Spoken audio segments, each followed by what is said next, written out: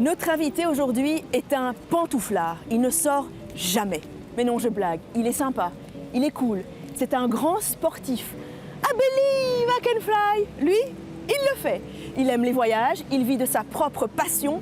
Rencontre tout de suite, on va lui demander s'il n'a pas 2 minutes, le parapentiste Thomas de Dorlodo.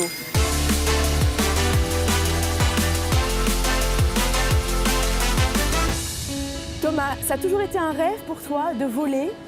Ça a toujours été un rêve pour moi de voler. Ouais. Depuis que je suis gosse, j'étais un grand fan de Peter Pan, tu vois, de Sangoku et tous les autres. Donc ça a toujours été quelque chose qui m'attirait particulièrement. Tu as commencé à quel âge? J'ai commencé à 15 ans. C'est un ami qui m'a introduit au parapente. Et le jour où mes pieds ont quitté le sol pour la première fois, je me suis dit ça c'est vraiment mon sport.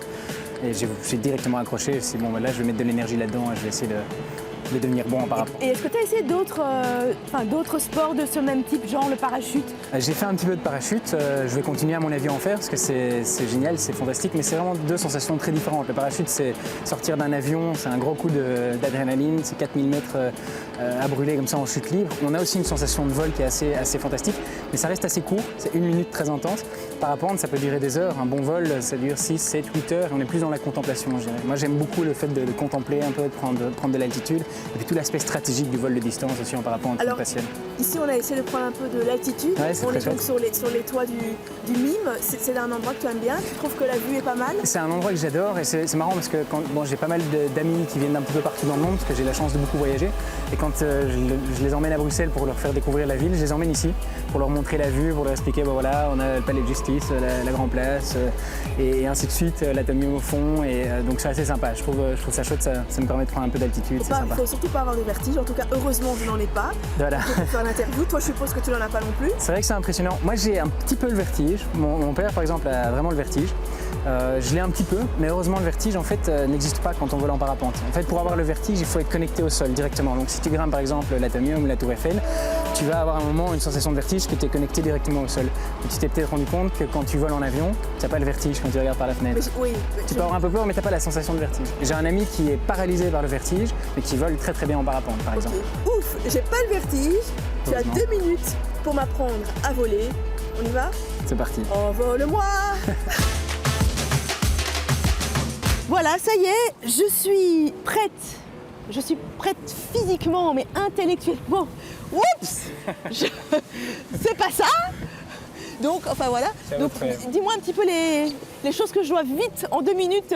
Alors, ce que tu dois savoir, c'est très simple. Tu as un frein dans chaque main et un élévateur dans chaque main. Quand tu tires sur les élévateurs, ta voile se gonfle. Pour ça, tu dois être face au vent, bien sûr. Et tes freins servent à tourner. Donc, si tu tires à gauche, ça tourne à gauche. Si tu tires à droite, ça tourne à droite. Imaginons que le parapente se lève maintenant. S'il part un petit peu trop à gauche, tire à droite. Tu vois, tu veux qu'il revienne, quoi. Il part à gauche. Voilà. En fait, ce qu'on va faire, c'est que tu vas bien te positionner au centre. Comme ça, tu sens la même tension des deux côtés. Même chose dans les mains. Tu reviens. On va le faire. Voilà. Là, tu sens déjà un peu plus peut-être que tu as les mêmes tensions dans chaque main. Bon, la voile, elle a un peu bougé avec le vent, mais au moment où tu vas démarrer, tu vas sentir que ça tire d'abord dans tes mains et puis ça va tirer ici un peu.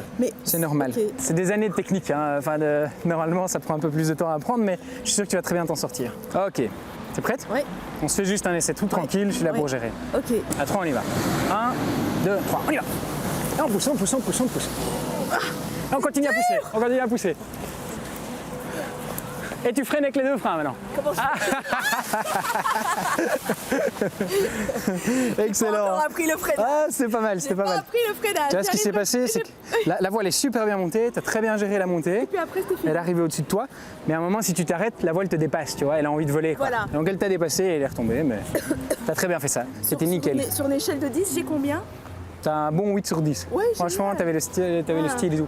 Après, l'étape suivante, si t'es d'accord, on recommence, mais tu passes au-dessus des escaliers et tu décolles, t'es parti. J'ose pas. Non, non, de toute façon, c'est interdit de voler en ville, donc on va s'arrêter là, mais bravo, t'as réussi ton premier gonflage en parapente. Okay. Déjà... Mais écoute, merci Thomas, j'ai le cœur qui bat, je me suis sentie vivre là. En fait, on se sent vivre quand on fait du parapente. Vraiment, ouais. Et ça doit être incroyable. Bah écoute, on a encore 2 minutes, on va parler de toi maintenant. Génial.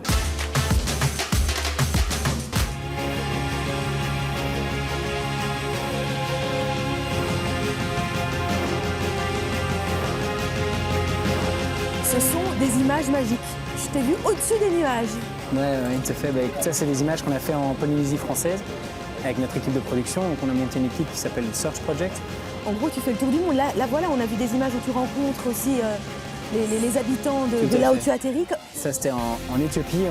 On était parti faire la traversée de l'Afrique du nord au sud en 4 mois, avec un 4x4 et tout le matériel à l'intérieur. Et bon, ce qui est génial avec le parapente, c'est que tu arrives dans un village du bout du monde et les gens t'accueillent à bras ouverts parce que tu viens du ciel, quoi. Donc c'est pas comme arriver comme un touriste avec ton appareil photo en main et ton short. C'est difficile à organiser de pouvoir partir à tel endroit, à tel endroit. Comment tu choisis les lieux? Il y a beaucoup de logistique. En fait, c'est vrai qu'on se rend pas compte. Les gens voient ces images et se disent il y a trop de chance, ils voyagent toute l'année. Mais en fait, il y a énormément de logistique derrière tout ça. C'est vrai que tu as beaucoup de chance. J'ai beaucoup de chance et j'ai beaucoup de chance de vivre de ma passion surtout. Ça, c'est un truc, je me rends compte de ça tous les jours. J'ai pas l'impression de travailler, je fais pas la différence entre un lundi et un dimanche. J'adore le lifestyle et de voyager autant.